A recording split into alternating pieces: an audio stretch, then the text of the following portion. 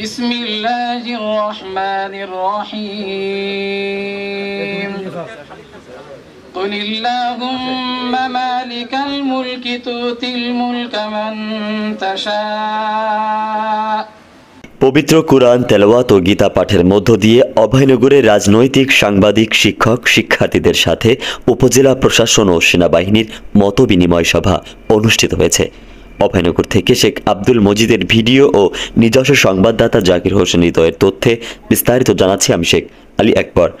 সরকার পতনের পরবর্তী আইনশৃঙ্খলার যে অবনতি হয়েছে তা স্বাভাবিক অবস্থায় ফেরাতে পুলিশ প্রশাসনের আয়োজনে রাজনৈতিক ব্যক্তিবর্গ, সাংবাদিক, শিক্ষক, বৈষম্য ছাত্র বিরোধী আন্দোলনের শিক্ষার্থী সুধীজনের সাথে উপজেলা প্রশাসন ও সেনাবাহিনীর মতবিনিময় সভা অনুষ্ঠিত হয়েছে। গতকাল সোমবার সকাল 10টায় অভয়নগর থানা চত্বরে অনুষ্ঠিত এ মতবিনিময় সভায় অভয়নগর থানার ওসি এস.এম. আকিকুল ইসলামের সভাপতিত্বে অনুষ্ঠিত হয়। এতে প্রধান অতিথির বক্তব্য রাখেন অভয়নগর উপজেলা সেনাবাহিনীর camp in-charge major Masud Raihan.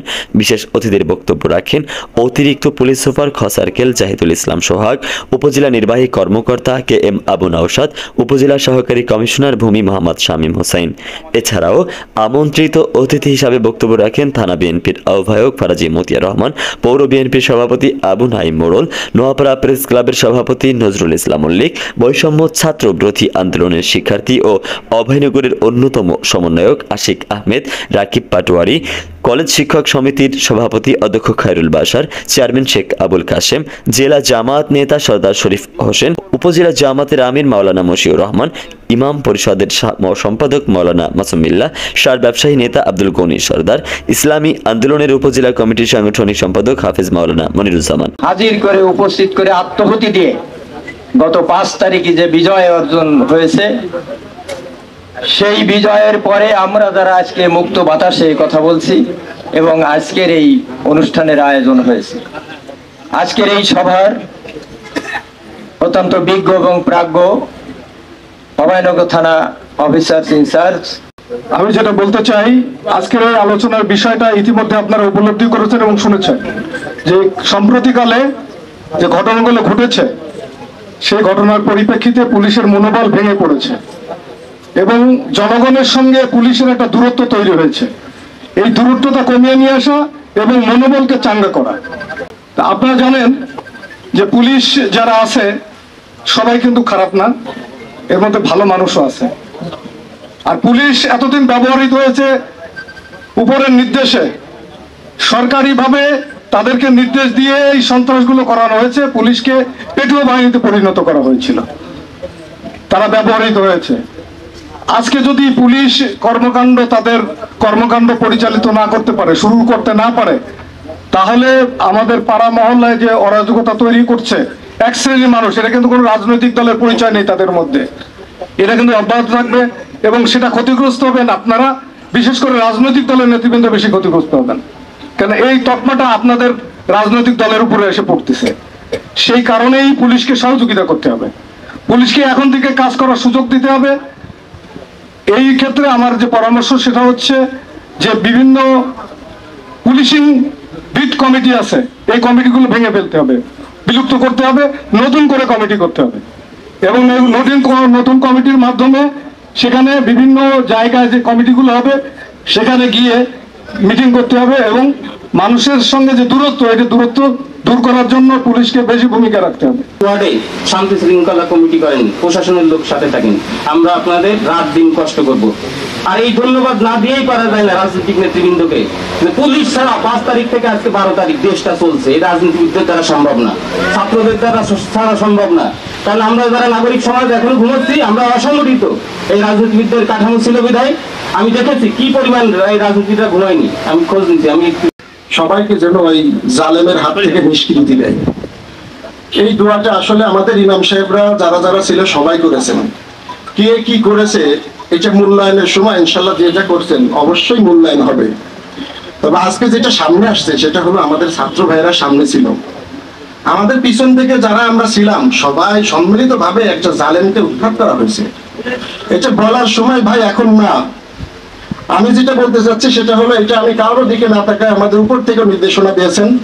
সাথে সাথে আমি আমাদের ওসি সাহেব সাথে সাক্ষাৎ করছি, আমাদের ইউনো মহোদয়ের সাথে ফোনে কথা বলেছি, মেজর সাহেবের সাথে কথা হয়েছে। আমরা একটা টিম করে আমরা সেই মশিয়ারি গেছি, সেখানে তখনও কেউ পৌঁছে পারিনি। হিন্দু ভাইয়েরা এইভাবে কাঁপতেছে। আমি সেখান থেকে ইউনো সাহেবকে ফোন দিছি, তারপরে উনি হয়তো সেখানে টহলে পাঠিয়েছেন, তাদেরকে অভয় দিয়ে আসছি। ছাত্র ভাইদের সাথে আমাদের মাদ্রাসার ছাত্রদেরকে আমরা নামিয়ে দিয়েছি কালীবাড়ি ট্রেন অন্য থেকে পাহারা দেওয়ার জন্য। আজকেও যারা টহল দিচ্ছে ওদের জন্য আজকে দুপুরে 90 জনের খানার ব্যবস্থা করে তারপরে আমি এই মিটিং এখানে আসছি। ভাই এটা বলার উদ্দেশ্য না, বলার উদ্দেশ্য যেটা যা হয়ে গেছে পিছনে, এটা তো ইতিহাস হয়ে আছে, ইতিহাস। ইনশাল্লাহ আজকে এই আওয়ামী লীগ সরকার ক্ষমতায় আসার পর থেকে বাংলাদেশের যে সমস্ত নির্যাতিত রাজনৈতিক সংগঠন, এরাও নিবেদিত দেশের জন্যই শাপলা চত্বরে যে ঘটনাটি ঘটিয়েছিল, ওলামায়ে কেরামের রক্তের বিনিময় সহ এদেশে অনেক মজলুম আলেমকে শুধুমাত্র ইসলামী সংগঠন করার কারণে তাদেরকে রাজনৈতিক উদ্দেশ্যে ফাঁসির কাস্টে ঝুলানো হয়েছে। ভাইয়েরা, আমি আজকে এইটা আমাদের মূল্যায়নের সময় সামনে আসতেছে। আজকে আমাদের পুলিশ মহোদয় এখানে আমাদের এই উপজেলার যিনি অফিসার যিনি চার্জ আছেন, উনিও অনেকটাই আন্তরিক। উনি নিজে চ্যালেঞ্জ করেছেন, এই 8 মাস উনি আসছেন, উনি আসার পরে তেমন কেউ নির্যাতিত হয় নাই। ব্যক্তিগতভাবে আমি তাকে চিনি, তিনিও আমার সাথে অনেক পরামর্শ করেছেন। আমি বিশেষ করে জানি আমাদের ইমাম পরিষদ সহ অন্যান্য ওলামায়ে কেরাম এখানে আছে, আইম্মা পরিষদের ওলামায়ে কেরাম রয়েছেন, ইসলামী আন্দোলনের সবাই এখানে আছেন। তিনিও আমাদেরকে অভয় দিচ্ছেন এবং আমরা এই কাজের জন্য যেভাবে করণীয় আমরা সেটা করছি। আমরা বিভিন্ন জায়গাতে দেখেছি আমাদের সাধারণ মানুষের যে আর্তনাদ, এই আর্তনাদে ভারপ্রাপ্ত দায়িত্বপ্রাপ্ত যে সমস্ত লোকরা আছেন তারা চেষ্টা করেছেন। আমাদের এখানে গুরুত্বপূর্ণ সমস্যা যেটা হয়েছে সেটা হচ্ছে একটা স্বৈরাচারকে আমরা বিদায় জানিয়েছি, কিছু সাধারণ লোক তারা মনে করতেছে আগের থেকে এখনকার থেকে আগেই মনে হয় ভালো ছিলাম। আমরা চাচ্ছি না ছাত্র সমাজের পক্ষ থেকে এমন পরিস্থিতি তৈরি হোক যে পরিস্থিতিতে সাধারণ মানুষ পুরোপুরি বিধু সন্তুষ্ট হয়ে তারা দরজা জানালার গ্রিল দিয়ে ঘুমাক এবং রাতের আধারে এদেশ ছেড়ে চলে যাওয়ার স্বপ্ন দেখুক। সবচেয়ে বড় বিষয় হচ্ছে যে আমরা যারা এখানে উপস্থিত হয়েছি, আমরা কেউ প্রধান হওয়ার জন্য বা রাজনৈতিক কোন পরিচয় নিয়ে এখানে আসিনি। আমরা শুধুমাত্র অ্যাজ এ স্টুডেন্ট হিসেবে আমাদের যে দাবি, এই দাবিটা আপনারা যদি সম্মিলিতভাবে আমাদের দাবিগুলো পূরণ করেন, অবশ্যই আমরা যে প্রকৃত স্বাধীনতা চেয়েছিলাম সেই প্রকৃত স্বাধীনতার স্বাদ পাবো। আপনারা যদি ওদের মতো করেন, ওদের বাড়ি জ্বালায় পোড়াও করেন, তো এটা কি আসলে আপনাদের আর তাদের মধ্যে কোনো তফাৎ থাকে? আপনারা নিজেরাই বলেন, তফাৎ থাকে? তো এই জিনিস কি করা যাবে?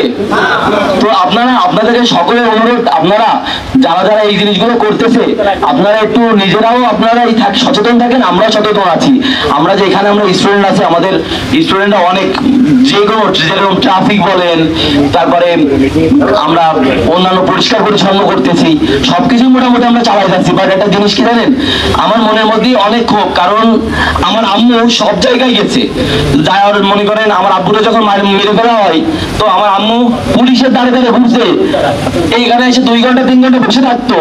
তো এই জিনিসগুলো যেন না হয় আপনারা একটু করবেন, কারণ অনেকের অনেক কাজ থাকে, টাইমের একটা আমাদের একটা মূল্য আছে। আমার আম্মু 2-3 ঘন্টা বসে থাকতো, আমিও আসতাম তার সাথে দাঁড়ায় থাকতাম। আজকে আমার মনের মধ্যে অনেক শান্তি লাগতেছে বলতে পারে।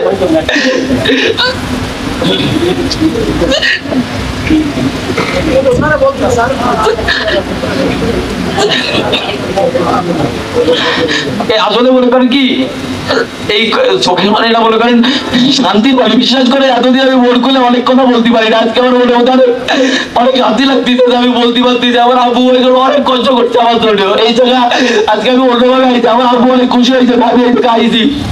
বাট আমার একটা জিনিস হলো কি, আপনারা কেউ দয়া করে যারা আবলিক ফ্যামিলিতে আছে তাদের সাথে এরকম না হয়, আপনারা একটু প্লিজ দেখবেন। আপনার কাছে সকলের অনুরোধ, কারণ তাদের অনেক বাচ্চা আছে। একটা ফ্যামিলিতে যখন একটা মানুষ মারা যায়, তখন তার ফ্যামিলিটা পুরো ভেঙে যায়। একটা অনেক কষ্ট হয় একটা ফ্যামিলি চালাইতে। আপনারা রাজনীতি করে আপনাদের রাজনীতির কারণে অনেকেই মারা যায়, ঠিক আছে? তারা বোঝেন আসলে তাদের ফ্যামিলিটার কি অবস্থা হয়। এই জিনিসগুলো আমরা বুঝি। অনেক এই যে এরকম হয়েছে, অনেক দিন গেছে, যখন মনে করেন আব্বুর কাছে যা বলি, আব্বু এই জিনিসটা মনে করেন বলতে পারি না, তারপরে বলি যখন, তখন বলে কি যে ওর আব্বু আছে, তোমার আব্বু নেই, তুমি এই জিনিসটা একটু চিন্তা করিস বা ভাইবে দিবা। কোনো জায়গায় একটা কথা বলতে গেলে ভাবি যে আসলে ওর তো আব্বু আছে, আমার আব্বু নেই, আমি যে এই জিনিসটা করবো আসলে কি সে জিনিসটা সঠিক হবে বা না হবে। সকলের কাছে আমি যাই হোক, আমি জিনিসটা অনেক বাড়াতে চাচ্ছি না। আপনারা সকলের কাছে আমার একটা থাকবে, যেন অভয়নগরে যারা অত্যাচারিত আছে প্লিজ আপনারা এই জিনিসগুলা যাতে না হয়, আপনারা একটু সেই জিনিসগুলা দেখবেন প্লিজ আপনাদেরকে সবার কাছে। আর একটা জিনিস বলি, আপনারা যে দলের আছে আপনাদের নিজেদের কারণে যেন দলের নামটা খারাপ না হয় সেইটা আপনারা দেখবেন। আমলিকেও যে ছিল অনেকে সবাই যে খারাপ এরকম কিন্তু না, এরকম কিন্তু না। আপনারাও এখন আপনাদের কর্মকাণ্ডের উপর ভবিষ্যতের অনেক কিছু ডিপেন্ড করে। আমরা চাই না যে আমাদের যেরকম এই যে কত অনেক ভাইরা মারা গেছে, অনেক আমরা আসলে জানি না কত লোক আসলে মারা গেছে, তো আমি চাই না যে আসলে কত এই লোকগুলো আর মারা যাক। এর আগে উন্মুক্ত আলোচনায় উপস্থিত অতিথিবৃন্দ আইন শৃঙ্খলা নানা বিষয়ে বক্তব্য প্রদান করেন। এই অনুষ্ঠানে উপজেলার বিভিন্ন শ্রেণী পেশার মানুষ উপস্থিত ছিলেন। সভায় আইন শৃঙ্খলা রক্ষার্থে বিভিন্ন পদক্ষেপ গ্রহণ সিদ্ধান্ত হয়। এর মধ্যে সব কমিটি ভেঙে নতুন কমিটি, পুলিশিং কমিটির সংস্কার করা, স্বাধীন বাংলাদেশের দুর্নীতি মুক্ত সমাজ গঠন করা, বৈধ অস্ত্র জমা নেওয়া, বাজার মনিটরিং, মূল্য তালিকা টানানো সহ সড়কে যানজট নিরসন সহ বিভিন্ন বিষয়ে প্রশাসনের হস্তক্ষেপ কামনা করেন উপস্থিত জনতা।